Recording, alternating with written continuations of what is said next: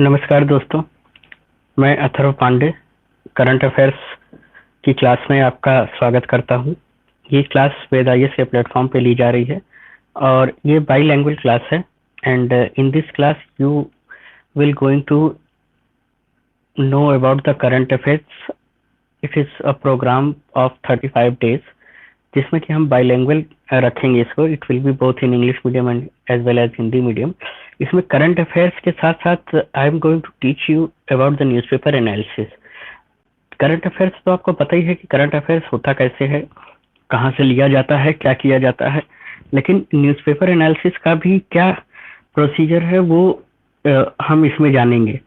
Newspaper analysis का मतलब क्या होता है? न्यूज़पेपर एनालिसिस का मेनली मतलब ये होता है कि we have to read out the issues from the news. जो कि न्यूज़ में सारे ज़्यादातर तरह तरह की खबरें रहती हैं, सब कुछ हमें रीड आउट करना पड़ता है न्यूज़पेपर से।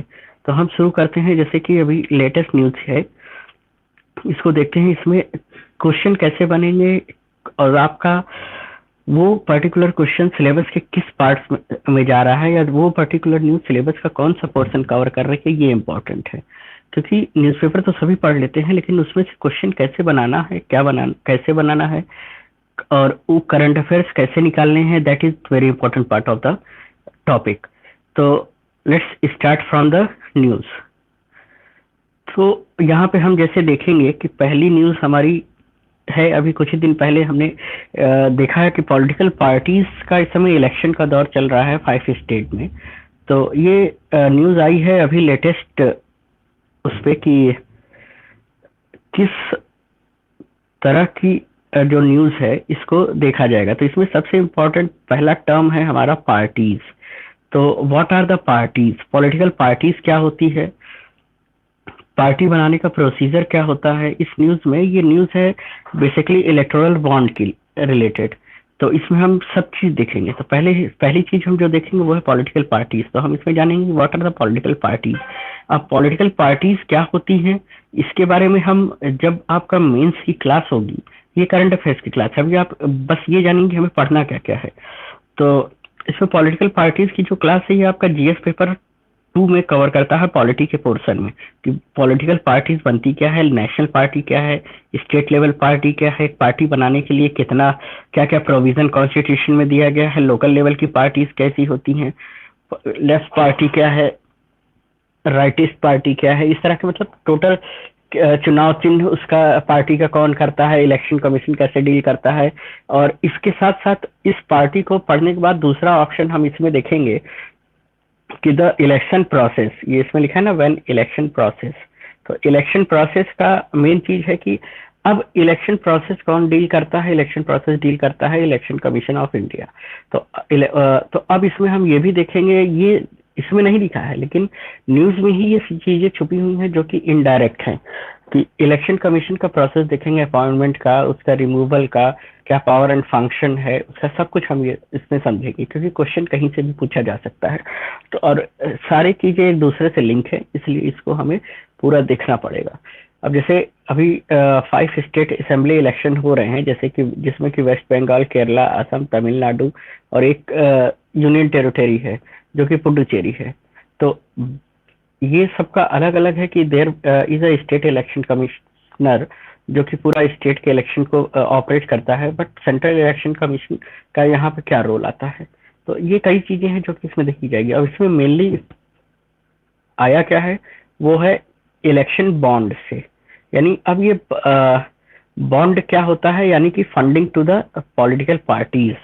तो अब ये इसमें जो देखेंगे कि चुनावी बॉन्ड की राजनीति क्या है, ये हम बाईलैंग्वेज इसको रखें। तो इसमें देखिए हमने ऑलरेडी पहले ही डिफाइन कर दिया है सब कुछ, आप लोगों को ज़्यादा बहुत कुछ नहीं है, पीडीएफ मैटर भी है आप लोगों के लिए। Electoral bond is a financial instrument for making donation to the political party. एक बॉन्ड है जो कि गवर्नमेंट ने जारी किया है, जो कि पॉलिटिकल पार्टीज को फाइनेंस प्रोवाइड कराता है। और ये बॉन्ड कैसे हैं? 1,000 रुपए, 10,000 रुपए, 1,00,000 रुपए, 10,00,000 रुपए और 1 करोड़ तक का इसमें मैक्सिमम है। और इसको अथॉरिटी जो है कौन इशू करेगा, वो है स्टेट बैंक ऑफ इंडिया। इसमें सीधा दिया गया है स्टेट बैंक ऑफ इंडिया जो है वो इसको इशू करेगा सब। दूसरा अब इसकी वैलिडिटी सबसे इम्पोर्टेंट है कि अगर इशू करने के बाद इसकी वैलिडिटी कितनी होगी। इसकी validity, the validity of the bond will be 15 days from the date of issue. ये इसका इम्पोर्टेंस है। तो अब आगे देखते हैं। चुनावी बॉन्ड की राजनीति में दूसरा इलेक्टोरल बॉन्ड, जैसा कि हमने पहले भी बताया कि क्या है, कैसे है, कौन इशू करेगा, कौन इसे परचेज कर सकता है, परचेज इसको कर सकते हैं who will be the citizen of India, इसको परचेज कर सकते हैं। दूसरा, ये कब इशू किया जाता है, इसको इशू करने का डेट है कि जनवरी और अप्रैल, जुलाई, अक्टूबर में ये इशू किया जाता है। तीसरा, इसको जो डोनर का नाम है, सबसे इम्पोर्टेंट थिंग यहाँ पे ये है कि the name of the donor is not mentioned in the bond. तो ये कहीं कहीं एक तरह से ट्रांसपेरेंसी को भी हैम्पर करता है। तो ये चीज हम देखेंगे कि ये इस बॉन्ड की कंडीशंस हैं। अब दूसरा, इसका मेन इम्पोर्टेंट क्या है कि when we will study in the GS paper 2, there is a chapter which we will going to study, that representation of people act 1951। पूरा रिप्रेजेंटेशन एक्ट जब हम पढ़ेंगे तो इसमें पहले ही एक्ट को ये डिनोट करता है कि अरे पूरा ये डिनोट करेगा ही करेगा। और इसके साथ साथ जब इलेक्शन कमीशन आ रहा है, इलेक्टोरल बॉन्ड आ रहा है, इसमें ऑलरेडी कह चुका है कि it will any one who is the citizen of India. तो अब सिटीजन ऑफ इंडिया आने का मतलब क्या है, सीधा सीधा यहाँ पे आएगा आर्टिकल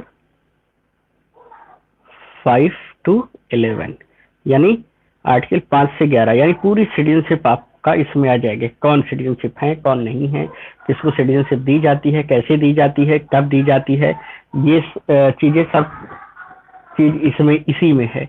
तो अब ये हम चीज देखेंगे कि इसमें पूरा आता है। तो next we will move towards. अब इसका पहला नियम क्या है, पहला कि हमने बता ही दिया कि जैसे जन प्रतिनिधि कानून 1951 की धारा 29A के तहत